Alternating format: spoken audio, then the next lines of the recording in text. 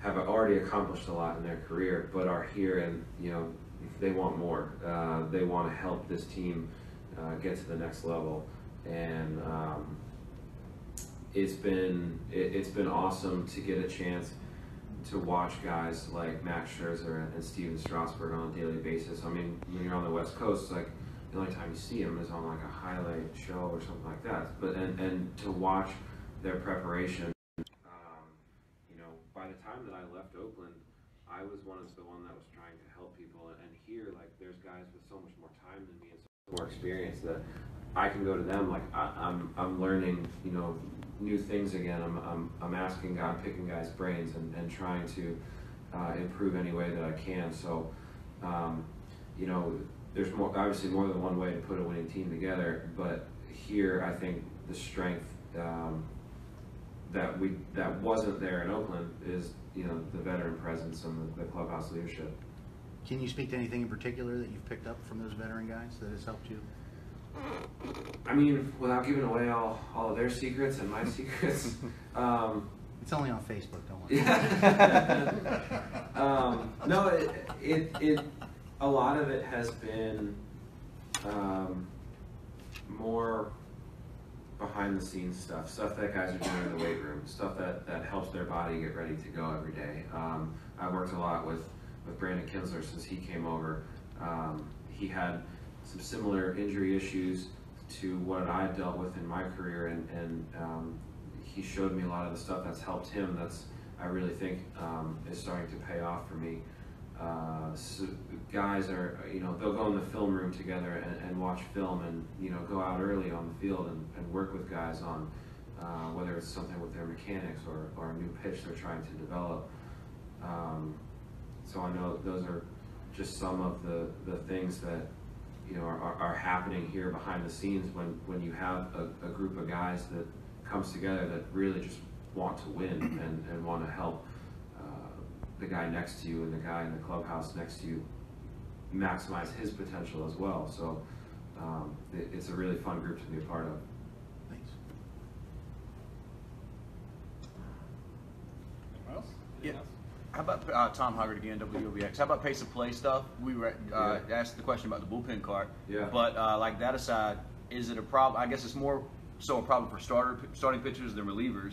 But has it impacted you negatively any? And do you hear your teammates and other pitchers complaining about anything, or is it just much ado about nothing?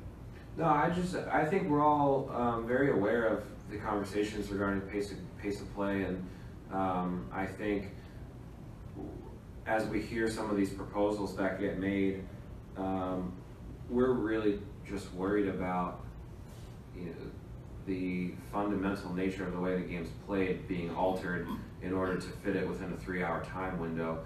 And that's another thing that we hear is, do they want an improved pace of play? Are they talking about the pace, or are they talking about the overall length of the game? Because those are two different things. And it's almost like they're trying to do it by adding more offense. If you look at every idea that they've come up with, every proposal that they've had, it all disproportionately affects pitchers in a negative way. So I'm running in the game from the bullpen. I used to have 2.5 minutes. Now I have 2 minutes. Now the umpire cuts me off halfway through my warm-ups and is like, nope, you throw it down. You got to be ready to go. And I'm out there, reliever, you're still trying to catch your breath from the running from the bullpen. And, now they're talking about there's an idea to limit the number of pitching changes per inning. Now you're talking about potentially leaving a guy out there to throw 30, 40, 50 pitches, risk injury to him, put additional strain on the bullpen for days to come. We've seen the mound visit thing that really hasn't come into play that much. Although I think in the beginning part of the season, it was very clear that wasn't thought through all the way. There's no reason that when time is already out, that a position player or your catcher shouldn't be able to talk to the pitcher on the way back to the mound after a play without it costing your team a mound visit. But I think as we try to, I think we need to continue to try to energize the game so that young fans come to baseball and see it for what it is. Some of the most some of the best baseball players that have ever played are playing right now in the game. The game has more talent in it than it's ever had before, and that needs to be where the focus is, not on speeding the game up and chopping it up so it fits nice and neatly into a 3-hour window, but showcasing these guys, promoting these guys, because there's some incredibly fun things going on around the league right now. Yeah. One more question. Albert Code, WCHV Radio, Charlottesville. You were playing the Diamondbacks when you were playing the Diamondbacks the other day, you did have the cart. Yeah. Did you like that? I loved it. Yeah, it was great. I saw you come out of the cart, you know. Yeah, it was great. I was a little nervous the first time I took it, just because I was like kind of different. It was like I had to differentiate from my routine. Our lefty relievers especially are really weird. So it was something new that I had done, and I was like, oh man, I better pitch good. If I mess this up now after taking the card in, that's gonna look really bad. So maybe it was even some added motivation the first time, but it really just helped me, I think, stay under control, and I was able to manage my energy a lot better. In a safe situation on the road, there's a lot of energy. There's the atmosphere is a lot different, even than when you're trying to do it at home. So I was able to be a lot calmer, and the umpire didn't have to come stop me from warming up. I was able to get everything in within the time between innings, and it was really good. And I was trying to get the other guys to do it. I was glad that Madsen and Kinsler tried it. Madsen said he really liked it. Kinsler said he was still kind of on the fence about it, but I think it could be a thing. When we were growing up in New York, Yeah. we had the Mets, Yeah. the Yankees, they all had it. Right. They come out, Goose Gossage Yeah. would come out of the bullpen in the Toyota car. Yeah. And they focused on that, and the camera would roll, and there's the Toyota car, and he'd come out and did pitch, it was so cool. Right. And then they did away with it. Right. We couldn't understand why. We never did understand that part. I don't know why. I think it's, like I said, I think it's a fun thing that fans they've responded to well. They had fun with it. There's a practical application for it for us that we liked. I think it could be a win-win. All right, thanks, guys. Thank you. Thank you. Thank you. Nice to meet you. All right, thank you very much. Nice to meet you too. Appreciate it. Thanks, guys.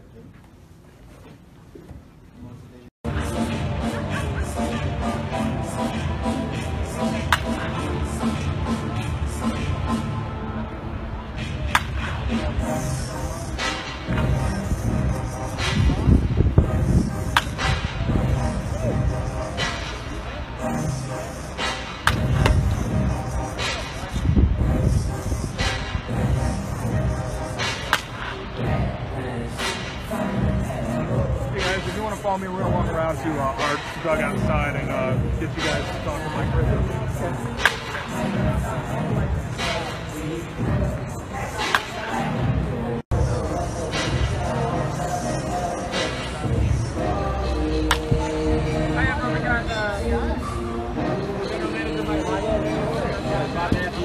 Affiliate in Norfolk. Oh, just fraternity. Beautiful. Thank you. You guys want to gather around? Yeah. Get tight. All right, fire away. But, next spring, if you want to send us one of the mats, I'd be happy. Feel free. It'll be fun. Hang on 1 second, sorry. Anyone have any questions for Mike? Yeah. So I'm curious, with Soto playing so great, it's great to have all hands on deck. Have you started thinking about what happens when Eaton comes back and we start getting the full complement? Yeah, we're always thinking about those things. In my mind, I always have a 1 week, 1 month, 1 year, 3-year, 5-year plan in my mind at all times. And we started the thought process of that. You don't want to get too far ahead of yourself in those type of thoughts, because so many things can happen. I mean, you're your life, your landscape changes in a blink of an eye, as we've seen when you know Howie Kendrick goes for a routine fly ball and he's out for the season all of a sudden. So you don't want to get too far ahead of yourself. And I always say when the time comes, or I have that problem where Eaton's full go and Soto's still playing so good, you can't take him out. Those are problems I like to attack. Those are good things. Those are good things. How many more UVA players do you want on the team? As many as I can get. I love those guys. They're smart, intelligent guys, know how to play the game, and for some reason I've had great luck with them. Yeah, I think on Mark Reynolds, I can't believe that Colorado did the finals, and you got a great team. He's a great. I've known him for years. I drafted him in 2004, so I know all about him. We took him in the 15th round when I was with Arizona. I was a scouting director, and he became one of the greatest 15th round picks of all time. With 287 home runs or something like that. A 15th round pick, played a long time in the big leagues. Those kind of guys stick around because they produce on the field, but his intrinsic value goes way beyond what he does in the batter's box and on the field. He's a terrific leader in the clubhouse. He's a veteran presence with a group of good young players. So he was a great fit for us. I'm glad we talked him into coming here to Washington. I remember when you signed him. Yeah, and he was playing like this.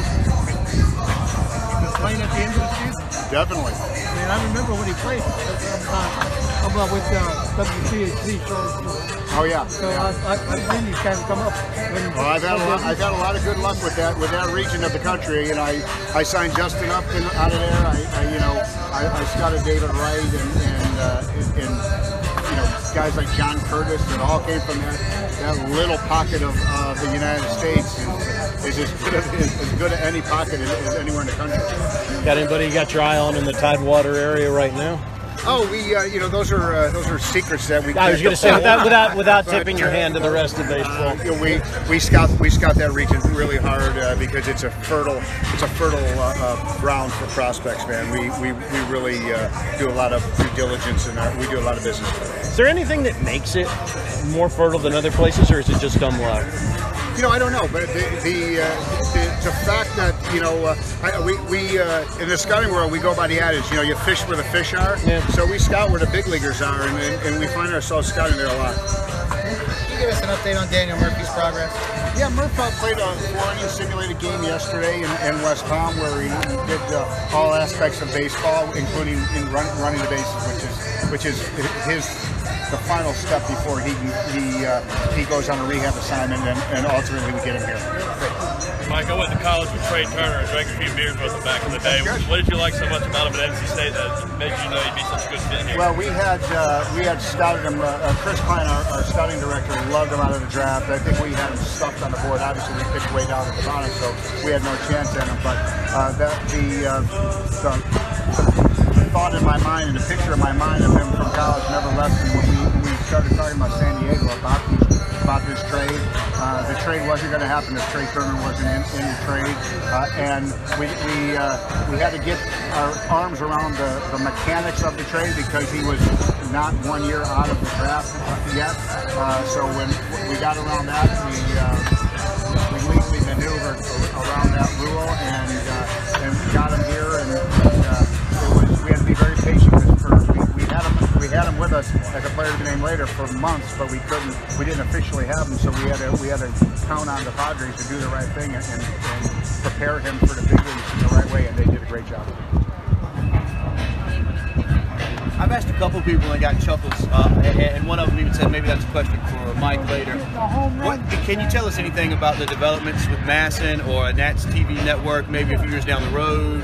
Yeah, we're in talks right now. It's something that I can't comment on because there's litigation going on. So we go about our business, and our ownership group has been great to us here. They give us the resources to go out and since 2012 win more games than anybody else in Major League Baseball. Can you speak to the addition of Jeremy Hellickson and what a find he's been in the fifth spot rotation?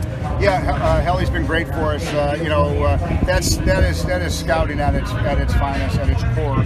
We had seen this guy pitch in Philadelphia and in Tampa Bay before that, and in Baltimore last year. And although he had a down last half of the season, which is kind of was fresh in everybody's mind, we had always liked the way this guy conducts himself, the way he takes care of his business. His repertoire is great.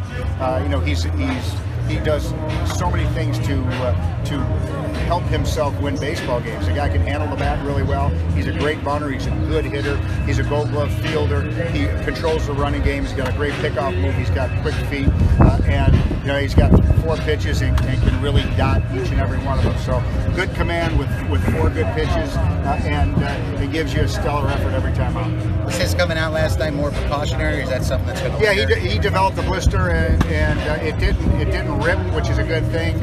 So we'll monitor him. We'll see how he throws his bullpen tomorrow and see where he's at. Thanks, man. Kind of a baseball blister for you. Well, that's what we're here for. You know Mike Cummings, right? He's one of my scouts. Yes. Yeah, I kind of thought so. He's from Charlottesville. I talked to him a lot. Every time The U of E, Virginia guy. He just every got time put we in the Hall get of together, Fame. we just talk about baseball. Yeah. Great guy. Yeah, he just got put in the University of Virginia Hall of Fame. Did he? Yes, sir. Next time I see him, I'm going to congratulate him. Do so. Hey, Mike, legalized gambling in baseball, its impact. Any thoughts? I haven't thought much about it. It won't impact anything between the lines and on the field with these guys. These guys they're true professionals. They've got one thing in mind, and that's to win a World Series. And but I have not really wrap my head around it yet, and I'm going to. I think we'll all need time to digest it. Sure. Thank you. All right, guys, it's a pleasure. Thank you, Mike. Appreciate the time, sir. Pleasure. Hey, Mike. Nice meeting you. Thank you. You've done a great job. Pleasure. Oh, thank you very much. Thanks. See you later. Thank you. Thanks, guys. All right. All right, thank you, buddy. Pleasure. Thank you, sir. Nice to meet you. Good luck. Pleasure. Hi, nice to meet you. Yeah.